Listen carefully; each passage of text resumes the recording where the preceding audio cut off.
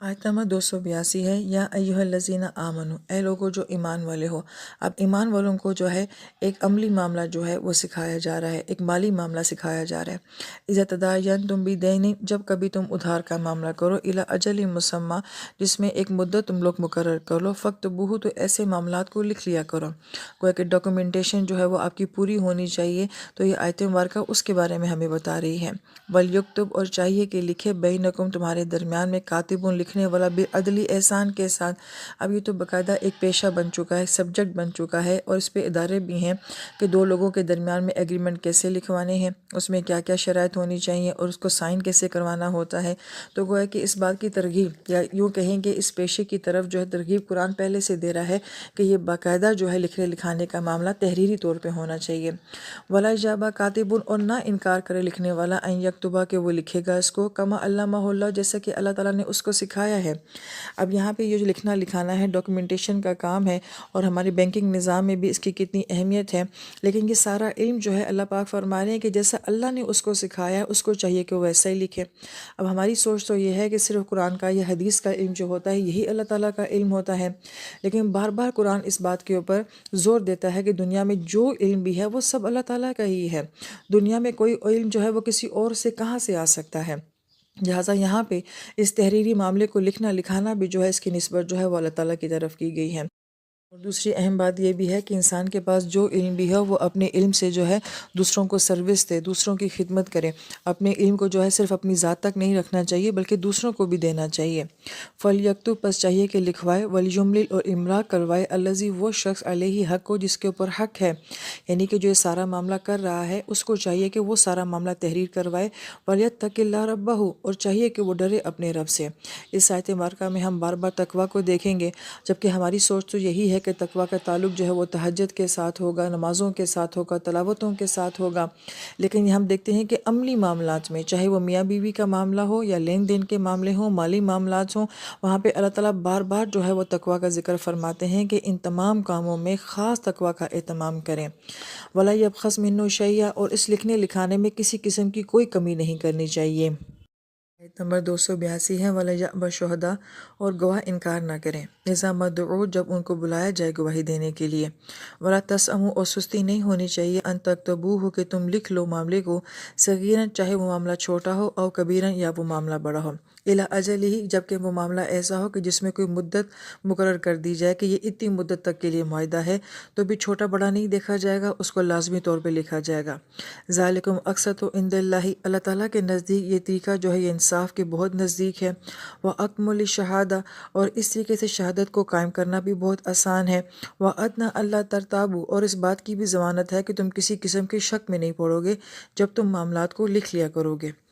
اللہ، مگر یہ کہ ان تکون تجارتاً، اگر تمہاری تجارت ایسی ہے، حاضراتاً تدیرونہا بینکم، جو کہ نقد لین دین کی ہے، اسی وقت لینا اور دینا ہے، فلیس علیکم جناح، تو پھر تمہارے پر کوئی گناہ نہیں ہے، اللہ تکتبوہا، کہ تم اس کو نہ لکھو۔ وَاشْہِدُوا إِذَا تَبَايَعْتُمْ، اور گواہ بنا لیا کرو آپس میں جب تم کوئی خرید و فروخت کا معاملہ کیا کرو۔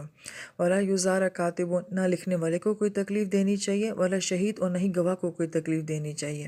وَإِن تَفْعَلُوا، لیکن اگر تم ایسا کرو گے، فَإِنَّهُ فُسُوقٌ بِكُمْ، یہ تمہاری طرف سے نافرمانی سمجھی جائے گی۔ اور فسق، جیسے ہم کہتے ہیں کہ اندر کی برائی جب باہر آ جاتی ہے تو اس کو فسق کہا جاتا ہے۔ لہٰذا یہ جو مالی معاملات ہوتے ہیں، لین دین کے معاملات ہوتے ہیں، اس میں جو کمی بیشی کی جاتی ہے، دراصل میں یہ اندر کا فسق ہوتا ہے، یہ اندر کی خرابیاں ہوتی ہیں۔ وَاتَّقُوا اللَّهَ، ڈرو اللہ تعالیٰ کی ذات سے، تقوی اختیار کرو۔ اور یہاں پہ پھر جو ہے ایک ہی آیت مبارکہ میں دوسری مرتبہ آ رہا ہے کہ یہ مالی معاملات جو ہوتے ہیں، لین دین کے معاملات جو ہوتے ہیں، اس میں بہت تقوی کا خیال رکھنا چاہیے، خوف خدا ہونا چاہیے۔ لہٰذا یہ ہماری سوچ کی اصلاح بھی کر رہا ہے کہ تقویٰ کا معاملہ صرف پوشیدہ اعمال کے ساتھ نہیں ہوتا، بلکہ تقویٰ کا معاملہ جو ہوتا ہے ہمارے ظاہری اعمال کے ساتھ جو ہوتا ہے، جو ہماری ڈیلنگ میں روزمرہ کے معاملات ہوتے ہیں، اس میں دیکھا جاتا ہے کہ کوئی انسان کتنا متقی ہے، کتنا پرہیزگار ہے۔ لہٰذا مالی معاملات سے پتہ چلتا ہے کہ یہ انسان کتنا نیک ہے۔ عبادات سے نہیں اندازہ لگایا جا سکتا۔ ہم کیسے دیکھ سکتے ہیں یا جان سکتے ہیں کہ کسی انسان کی نماز اندر سے کیسی ہے، اس کا تعلق اندر سے اللہ تعالیٰ کی ذات کے ساتھ کیسا ہے؟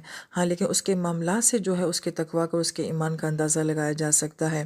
پھر تعالیٰ فرماتے ہیں یعلمکم اللہ، اور اللہ پاک تمہیں اس بات کی تعلیم دیتے ہیں، اور تعلیم کا عمل جو ہوتا ہے یہ ایک دن کا نہیں ہوتا، مسلسل عمل ہوتا ہے، لہٰذا یہ آیت مبارکہ ہے ہی ایسی کہ جس میں بہت زیادہ احکام آتے ہیں۔ امام قرطبی رحمہ اللہ فرماتے تھے کہ اس آیت مبارکہ میں 52 مسائل اور احکام جو ہیں وہ بیان کیے گئے ہیں۔ ثابت ہوتا ہے کہ اس آیت مبارکہ میں باقاعدہ جو ہے ایک سبجیکٹ کو بیان کیا گیا ہے، ایک موضوع کو جو ہے وہ بیان کیا گیا ہے جو کہ اہل علم کو سیکھنا چاہیے اور عوام الناس کو ان لوگوں سے پوچھ کے یہ معاملات کرنے چاہیے۔ واللہ بکل شیء علیم، کے بے شک اللہ تعالیٰ کی ذات جو ہے وہ ہر چیز کا علم رکھتی ہے۔ آیت نمبر 283 ہے، وَإِن كُنتُمْ عَلَىٰ سَفَرٍ، اور اگر تم سفر کی حالت میں ہو، وَلَمْ تَجِدُوا، اور تم نہیں پاتے ہو، کاتباً کسی لکھنے والے کو، فَرِحَانٌ مَقْبُوضَہ، تو کوئی چیز بطور رہن کسی کے قبضے میں دے دو، فَإِنْ أَمِنَ بَعْضُكُمْ بَعْضًا، اور اگر تم ایک دوسرے کا اعتبار کرتے ہو، فَلْيُؤَدِّ الَّذِي اؤْتُمِنَ أَمَانَتَهُ، تو جس شخص کو امانت دی گئی ہے وہ پوری امانت داری کے ساتھ اس کی امانت اس کو لوٹا دے، وَلْيَتَّقِ اللَّهَ رَبَّهُ، اور اس معاملے میں ڈرو اپنے رب سے۔ اب ظاہری بات ہے سفر کا معاملہ ہے، لوگ بھی نہیں ہیں، گواہ بھی نہیں ہوں گے، تو وہاں پہ سوائے خدا خوفی کے اور کیا ہو سکتا ہے۔ اور تک تم شہادہ، اور گواہی کو کبھی مت چھپایا کرو۔ کاتمہ کا مطلب ہوتا ہے اس چیز کا چھپانا جس کو آپ جان بوجھ کے چھپا رہے ہوں، اور شہادہ کا لفظ جو ہے وہ گواہی کے لیے آیا ہے۔ ہم کلمہ طیبہ کو بھی کلمہ شہادت کہتے ہیں، اللہ تعالیٰ کی راہ میں جان دینے والے کو بھی ہم شہید کہتے ہیں۔ وہ ہے کہ اس لفظ کے اندر جو معنی پایا جاتا ہے کہ یہ ہونا ہی سچائی کے اوپر چاہیے، اس میں جھوٹ اور ملاوٹ نہیں ہونی چاہیے۔ وَمَن یکتمھا، اور جو کہ جان پوچھ کے جو ہے شہادت یعنی گواہی کو چھپائے گا، فَإِنَّهُ آثِمٌ قَلْبُهُ، تو اس کا دل جو ہے وہ گناہ کرنے والا ہے۔ آثم فاعل کے وزن کے اوپر ہے، تو یہاں پہ گناہ کی نسبت جو ہے وہ دل کی طرف کی گئی ہے۔ اس کا مطلب ہے کہ ہمارے اعمال کا تعلق جو ہے وہ ہماری دل کی کیفیت کے ساتھ ہوتا ہے، اور ایمان بھی کہاں ہوتا ہے، وہ بھی دل ہی میں ہوتا ہے۔ گویا کہ ہمارے ظاہری اعمال کا تعلق جو ہوتا ہے ہمارے باطنی انسان کے ساتھ ہوتا ہے، تو جس کا عمل خوبصورت نہیں ہے اس کا مطلب ہے کہ اس کا دل بھی اندر سے خراب ہو چکا ہے، گندا ہو چکا ہے۔ واللہ بما تعملون علیم، اور جو کچھ تم کرتے ہو اللہ تعالیٰ کی ذات اس کو جانتی ہے۔ اور یہاں پر بھی وہی نکتہ ہے کہ جہاں پہ بھی مالی معاملات اور ظاہری معاملات کا تذکرہ ہوگا تو وہاں پہ تعملون پہلے آئے گا، اس کے بعد بصیر، خبیر اور علیم کی جو ہے وہ صفت آتی ہے۔ لہذا گواہی کا معاملہ، امانت رکھوانے کا معاملہ، یہ بھی ہمارے ظاہری معاملات ہیں، اس لیے یہاں پہ بما تعملون پہلے آیا ہے اور علیم کی صفت جو ہے وہ بعد میں آئی ہے۔